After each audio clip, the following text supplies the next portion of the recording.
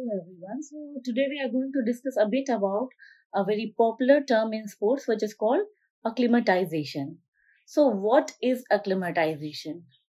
जब आपकी body physically और साइकोलॉजिकली कोई नई जगह, नए टेम्परेचर, नए टाइम जोन में खुद को अडेप्ट कर लेती है नए रिस्पॉन्सेस के साथ और अकॉर्डिंगली परफॉर्म करने के लिए एक एथलीट तैयार होता है, तो सच फेनोमेना इज कॉल्ड एक्लिमेटाइजेशन। तो इस श्रेणी में सबसे पहले हम बात करने जा रहे हैं एल्टीट्यूड एक्लिमेटाइजेशन की। तो व्हाट हैपेंस, जब कोई भी एथलीट यूजुअली जब प्लेन से कोई एथलीट हाई एल्टीट्यूड पे ट्रेनिंग या कंपटीशन के लिए जाता है, तो it is not easy for them to adapt the situation, क्योंकि वहां पे ऑक्सीजन लेवल जो है वो कंपेरेटिवली लो होता है। तो ऐसी किसी कंडीशन में क्या होता है कि बॉडी जो है रेड ब्लड सेल का प्रोडक्शन ग्रेजुअली इंक्रीज कर देती है, जिससे कि ऑक्सीजन को प्रोवाइड।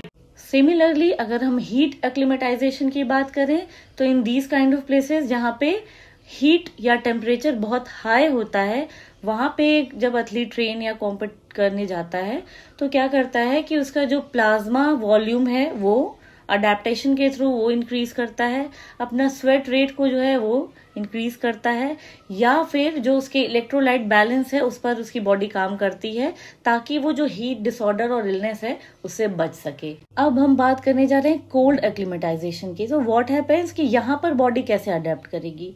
तो यूजुअली क्या होता है, बॉडी जब शिवर करती है, कांपने लगती है, या फिर फैट इंसुलेशन, या फिर आप कहिए कि जो आपकी आउटर एक्सट्रीमिटीज हैं वहां पे ब्लड फ्लो जो है वो इंक्रीज हो जाता है, जिससे कि कोर बॉडी टेम्परेचर जो है वो बना रहे और मेंटेन रहे।